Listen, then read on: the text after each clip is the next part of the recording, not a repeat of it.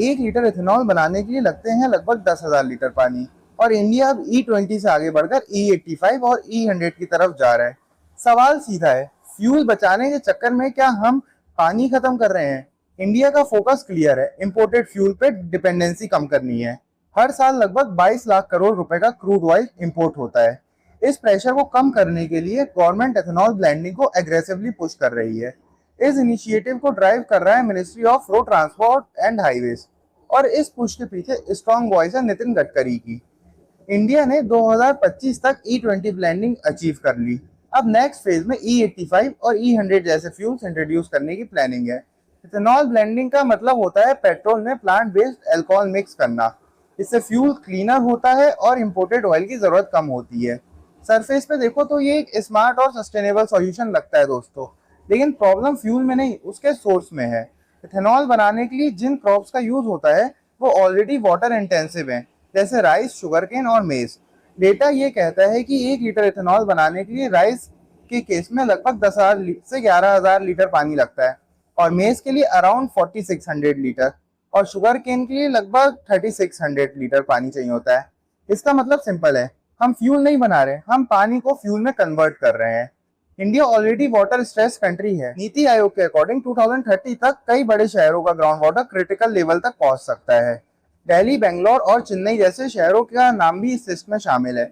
सबसे बड़ी बात यह है कि इथेनॉल प्रोडक्शन का एक्सपेंशन उन स्टेट्स में हो रहा है जहां पानी की प्रॉब्लम ऑलरेडी सीरियस है, जैसे महाराष्ट्र और उत्तर प्रदेश। यहाँ फार्मिंग और ड्रिंकिंग वाटर दोनों ऑलरेडी प्रेशर में है। कुछ साल पहले तक फार्मर्स को ब्लेम किया जाता था कि वो ज्यादा पानी यूज कर रहे हैं, खासकर राइस और शुगर केन जैसे क्रॉप्स के लिए। आज वही क्रॉप्स इंडस्ट्रियल स्केल पर फ्यूल बनाने के लिए यूज हो रहे हैं और उसे ग्रीन एनर्जी बोला जा रहा है। ये क्लियर कॉन्ट्राडिक्शन है जिसे इग्नोर नहीं किया जा सकता। इथेनॉल प्रोडक्शन सिर्फ पानी कंज्यूम नहीं करता बल्कि पॉल्यूशन भी क्रिएट करता है। इस प्रोसेस में एक वेस्ट जनरेट होता है जिसे विनाश कहते हैं। अगर इसे प्रॉपरली ट्रीट ना किया जाए तो ये ग्राउंड वाटर और रिवर्स दोनों कंटामिनेट कर सकता है। इसका मतलब है कि इम्पैक्ट सिर्फ क्वांटिटी का नहीं, क्वालिटी का भी है। अब बात करते हैं गाड़ियों की। इंडिया में जो मेजॉरिटी व्हीकल्स हैं वो E10 या E20 के लिए डिजाइन किए गए हैं। E20 पे ही कुछ केसेस में माइलेज ड्रॉप देखा गया है। E85 और E100 जैसे फ्यूल्स के लिए स्पेशली डिजाइन इंजन चाहिए होते हैं, इसलिए फ्लेक्स फ्यूल व्हीकल्स की बात हो रही है, लेकिन अभी वो लार्ज स्केल पे अवेलेबल नहीं है। ये ट्रांजिशन सिंपल नहीं है, इसमें कॉस्ट, टेक्नोलॉजी और इंफ्रास्ट्रक्चर सब इन्वॉल्व है। बहुत बार ब्राजील का एग्जांपल दिया जाता है जहां एथेनॉल मॉडल सक्सेसफुल रहा है, लेकिन ब्राजील और इंडिया की कंडीशन अलग है, ये भी तो समझा जाए। वहाँ वाटर अवेलेबिलिटी ज्यादा है, इंफ्रास्ट्रक्चर पुराना और स्टेबल है, और सिस्टम डिकेड्स में डेवलप हुआ है। इंडिया भी उस फेज में नहीं है जहाँ इतना एग्रेसिव स्केल इमीडिएटली सस्टेनेबल हो। यहाँ पर कुछ जरूरी सवाल खड़े होते हैं। अब क्या इथेनॉल पॉलिसी के साथ वाटर पॉलिसी अलाइन है? क्या लॉन्ग टर्म वाटर एबिलिटी को ध्यान में रखा गया है?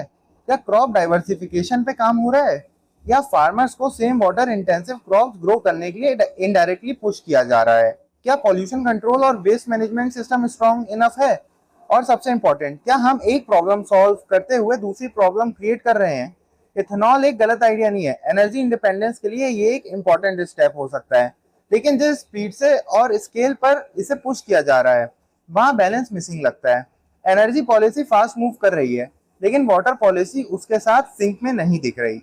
अगर ये गैप एड्रेस नहीं हुआ तो लॉन्ग टर्म इम्पैक्ट सीरियस हो सकता है।